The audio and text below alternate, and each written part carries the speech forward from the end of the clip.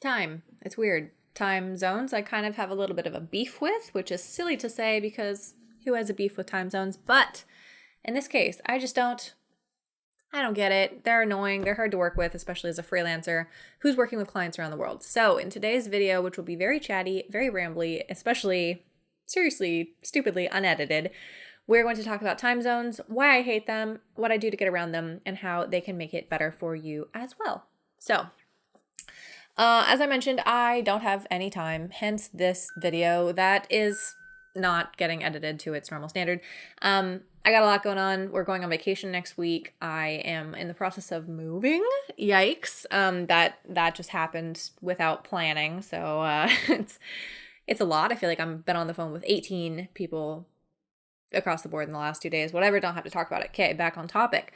So as a freelancer, also doing a lot of work around the world with clients, lots of ongoing contracts, it's really important not only to manage your time super effectively, but also just to manage time zones effectively if you happen to be working with people beyond your local market. And even in the US, if I'm working with other American businesses or other creatives, they could be in New York 3 hours ahead of me, or in Hawaii an hour behind me, or Alaska. And even in the same country, because it's so big, we have a lot of time zones. And even with that, this is silly to explain, it makes it tricky. So we might be in the same time zone. We literally might be a whole day and a half apart. This is very common. And it's just really important that with time scheduling references, you know how to make the most of it to be ultra clear, no confusion, no last minute oops, and you're making your life just a heck of a little bit easier. Heck of a little bit. Cool, Carrie. Okay. I haven't done my intro yet. How do I do it? Hey, I'm Carrie. Welcome back to my channel. See, I don't know why I'm posting this. I don't, because my brain cells are on fire right now. It's like a dumpster fire up here.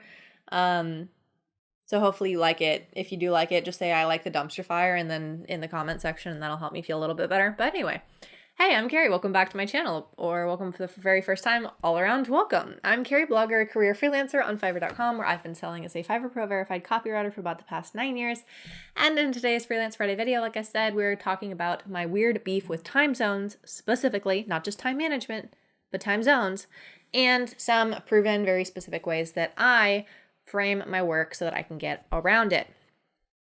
Okay, cool. So one of the big questions when scheduling with time references, if you say something vague like, and not even you necessarily, but like your client will say, please deliver this by end of day, EOD, as they say in the biz, end of the week, I'll get to that over the weekend.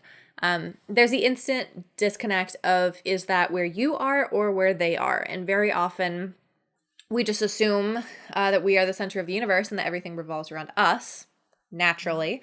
And we always assume that time just is where we are. But again, with the time zones, there's so much variation that goes into this, and it's very easy to get miscommunications happening around scheduling just with that one little phrase, like end of day. Seems simple, seems easy, but that's not always the case. For example, if you're referring to the work week, which is not always super common in the freelancing sphere, I know some people hold to it dearly and that's their way to have this work-life balance. It works for them. That's cool. If you only want to work Monday through Friday, 8 to 5, turn it off. Cool. Do it. But in terms of when the work week happens in a different time zone than yours, that creates potentially 2 whole days of gap time that don't align with your client's work week if you both are following that strict schedule. So in my opinion, just being more flexible about it and your, again, work week not having to necessarily fit into a specific amount of time on a specific number of days, I think that's the most effective way to do it. But again, I realize that some people, that's like the one rule they can have to hold firm and get some limits for themselves if you're not very good at setting limits otherwise, or not just like letting your life be overrun by work, which is unfortunately so easy to do as a freelancer. When scheduling meetings, this is silly, but I wrote it in my notes, so I got to say it out loud.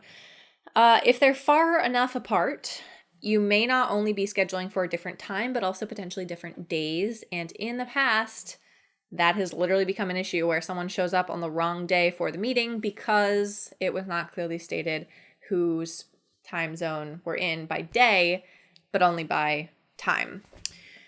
Not to mention daylight savings time. Hello, not everyone in the world does it. Not all countries do it. Not even all countries have the same time zones. Not even all cities. I'm pretty sure there's a city in like Arizona that doesn't do time zones. Yeah, okay, Carrie. Doesn't do daylight savings, and they are right next door to a different city. So like when you cross over, or maybe it's a small territory, you're literally an hour different for part of the year randomly. Okay, like what? But like I said, me explaining time zones is kind of silly. So let's move right along to some tips of how I suggest we get around it. The first,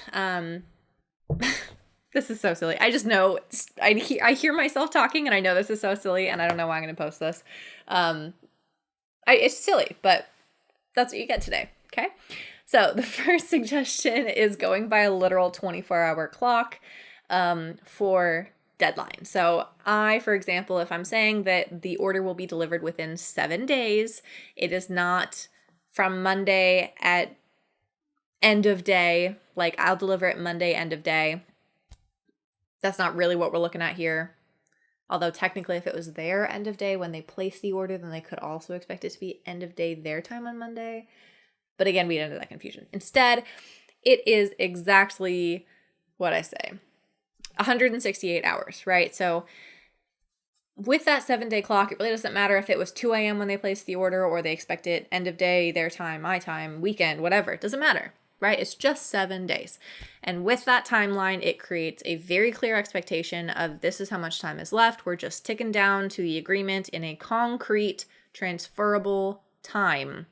It's like a measurement of time that makes more sense instead of trying to framing day around the kind of cultural norms of what happens over the course of a day and time. Does that make any sense? I don't know. I don't know if that makes sense. It makes sense to me. And that's pretty much this entire channel. So if you like that vibe, you should go ahead and subscribe to Carrie just talking about stuff that makes sense to me and hoping that it makes sense to everybody else too. So cool. The second thing is to educate your client about where you are in the world, or if you're ordering, just make it more clear as part of the initial conversation of getting everything settled to note being in different time zones. So it's, again, very, very common that I will wake up to a bunch of messages from a client that's, hey, are you there? Hey, I want to send you something. Can I send this to you? I see you're not online. I'm about to log off for lunch. Like, will you be available? And I have to log in the morning and say, as politely as I can, I'm not trying to be mean or anything, just to educate them, is like, hey, just so you know, I am a whole day and a half behind you in time zones. I'm on the west coast of the US and I just woke up. So I will get back to you soon. Hopefully that wasn't too loud. Feel free to, message me when I'm offline. I'll get back to you as soon as possible. Basically just telling people permission in a lot of ways that asynchronous communication is not only allowed, but encouraged, because you were likely not going to line up if we're a whole day and a half apart. And if you're always waiting for me to be online in order to send me something, it's going to be so much more chaotic. But just people need to know they are allowed and encouraged to asynchronously communicate with you. And also just for them to realize, if it wasn't clear, that you are not responding because you don't care or because you're not professionally devoted to them, but because you're literally asleep. It's the middle of the night. People are not overwhelmingly unreasonable when I make this kind of educational comment to them. They just need to be told in the first place. Number 3 is, if you are going to be extra cool, extra customer centered, it's definitely a good idea to give them a heads up about what's going to be happening in regards to their time. Now, I just said a couple minutes ago or seconds ago, I don't know how long I've been talking, that it's best to put time into these like concrete transferable chunks. Like, it will be delivered within 7 days. Like that. It's not by Friday, end of day. It's not end of week. It's not over the weekend, because those are wishy-washy depending where you are. But just 7 days is a concrete chunk of time. That being said, if you want to be very personal and supportive to them, it's good to just show them that you understand where they are and what their time looks like. And I'll give you an example of that. So let's say that if I was planning to finish a project tomorrow by 4 p.m. my time,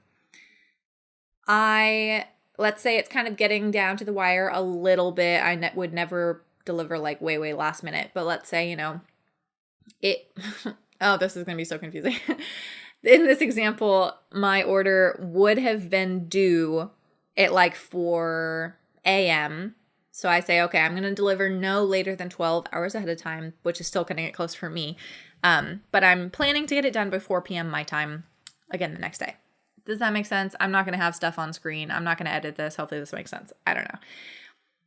In that case, if the buyer is it'd be 11 hours ahead of me, roughly. So when I plan to deliver, we'll be there 3 a.m. Following? Okay.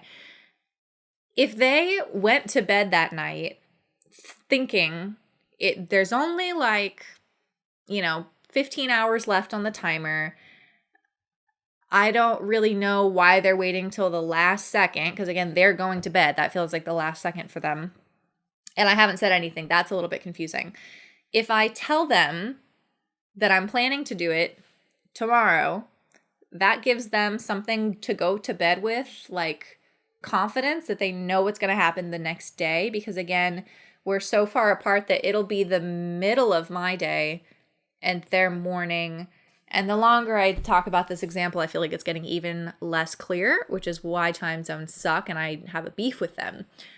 But if you did follow that, the point is basically just to give a heads up at a reasonable time that makes sense for their time zone. So they're not getting this heads up, say 1 a.m., but they might get this heads up at 2 p.m. on their Friday so that they know what's going to happen over the weekend. Okay, just, a little bit of foresight to where they are in their life to be nice. Okay. Related, stay with me here, is that, as I mentioned earlier, it's very normal to think that we are the center of the universe, obviously. But we need to think of that not only their time is different, literally, that's proven, but also very likely their culture is different. Very likely their, your weather and stuff is different. Holidays are different. So for me, might be 12 p.m. on a Friday, right? Hopefully, as my computer starts to explode with its fan, it's not too loud on my mic. It probably is. So it's 12 p.m. for me on a Friday. It very well might be 4 p.m. on a Saturday in the first warm day of summer on a religious holiday. Like, they are not thinking about work. It's still midday Friday for me. I'm in work mode. They are not. Just be aware that if someone's not responding to you right away, or if someone is having a little bit of a delay in getting back to you or answering or confirming, again, just give them grace. You don't know their life. You don't know where they are, not only in literal time zone around the world and how that time affects their productivity or availability, but also just their life is going on, right? Isn't it just kind of heartwarming to think about some other random person out there in the world just enjoying a nice Saturday without being bugged by work? Doesn't that just make you happy to think that that's possible? And so if you're starting to panic about responses and you think, why aren't they getting back to me? This is ridiculous. There's so many delays. Take a breath. Just imagine them sitting on a beach, sipping a cocktail, having a great time, hanging out with their loved ones, and just give them some grace, right? Give them some time. Just be cool about it. And next time, because it's already too late in this little scenario, just be more proactive. Give them more time. Give them more heads up. Give them more warnings so that they do have the freedom and flexibility to enjoy that time on the beach with their family and a mimosa, and it's not that big of a deal.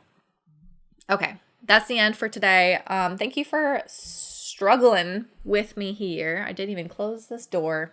That's how prepared I am for this little unedited chat. Again, I don't like time zones. As you heard me explain, they make no sense to me. I barely can wrap my head around it.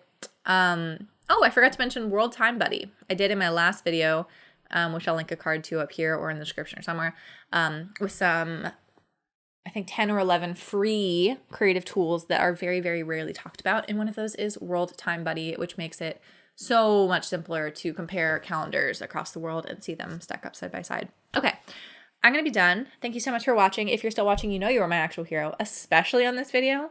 Oh my God, if you are still here, you are my hero. Like, we know that this was a rambly nonsense mess. If you are still here, again, stay with me. You are my actual hero. Thank you. Please make sure to check out the links to stuff I got going on in the pinned comment and description down below.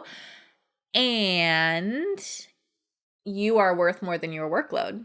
You are worth so much more than your workload. Literally, I've said this so many times, how am I forgetting? But let's get back to work.